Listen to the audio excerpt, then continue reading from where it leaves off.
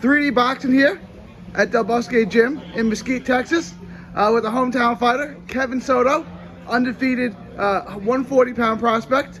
Tell us what you got going on. What's going on next week with the boxing showcase? And the next week we have the November 19th first semifinals. Looking forward to it. I've been prepared since day one. I've really been working hard this time. We tried many different things. Tried a different conditioning. We tried different hitting the bag. We did a lot of different things this fight, and I'm hoping to see different ways to fight. You're gonna see something different other than the other fights back then. 2-0. You made your pro debut was back in May in Mesquite, right? Yeah, it was in May 21st. May 21st. You fought a really highly touted prospect with a really deep amateur career. Were you aware of like how touted your opponent was when you fought him? My first opponent? Anthony Adams, yeah. Well, he was a really good amateur who was like a really touted prospect. Yeah, he had really good. Well, he was really good at moving with his feet. Other than that, I really didn't see a lot in him. He didn't really have a lot of power. You dropped him, didn't you? Huh? You dropped? Nah, that was a second fight. Second fight. That's right. And then you fought again just recently, 2-0. You scored a unanimous decision. Yep. Talk about the progress that you've made and a little bit about your style in the ring. The progress that I've made, my conditioning has went up, my power has gone up again. I'm over here always growing, always learning something new. And my fighting style is gonna be orthodox. You already know, gonna get in there, learn, not gonna attack like the second fight. Last second fight, I was looking to kill someone, but no, I'm gonna try something different this time.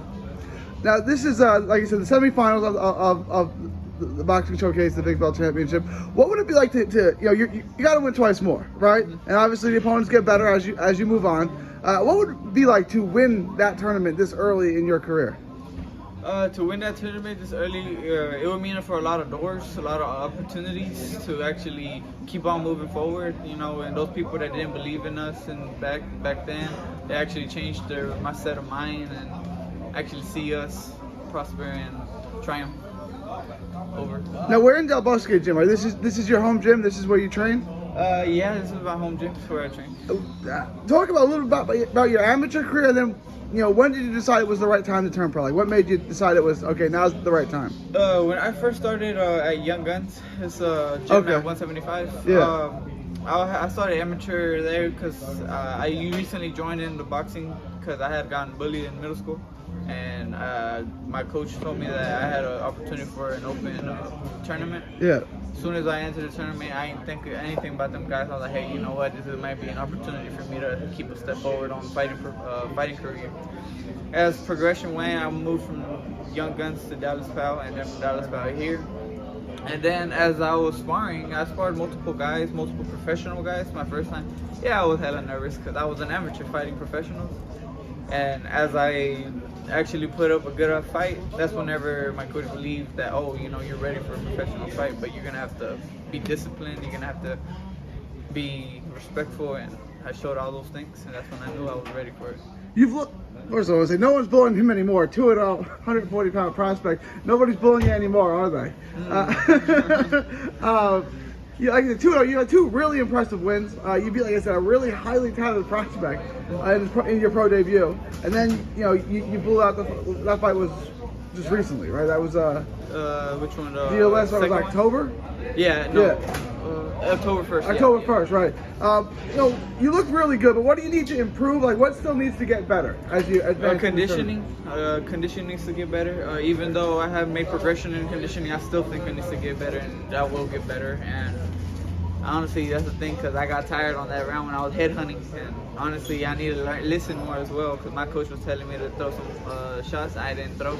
So were you gunning too much? Were you gunning for the knockout? Were you getting too amped up? Because obviously you were a classier fighter than the guy you were fighting. Obviously, were you too amped up for the knockout? Yeah, I was too hyped up for the knockout. I was looking for it.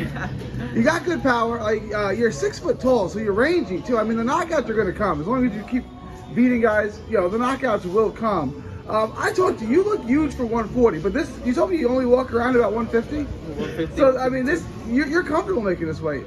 Oh yeah. I mean, at 6'1", you said. Mm-hmm. You're gonna have a noticeable size and reach advantage over most of the guys you fight at 140. Is that something you're gonna look to utilize? Your height, your reach. Is that something you're gonna look to use? Yeah, that's what I'm gonna use. I'm gonna use my height and length. I'm gonna use that to my advantage these next fights because I know I had them since then, but I like to pound on guys. So, other than that, like I said back then, I'm be listening more because that's what I didn't do in the second fight. And that's what I'm looking forward to do, and I'm actually gonna use them. You're gonna see it in the ring on November 19th. Undefeated, and you're from Mesquite, right? Yeah, I'm from Mesquite. Undefeated, super lightweight, 140-pound prospect, Keven Soto.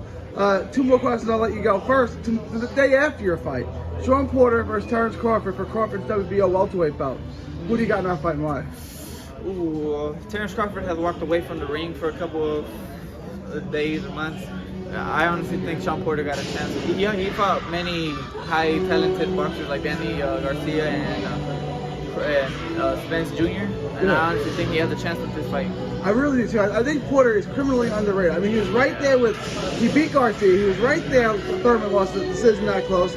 Lost the decision that close to Spence. Like, I really think Porter might win this fight. Yeah. And then tell everyone where they can find you on social media.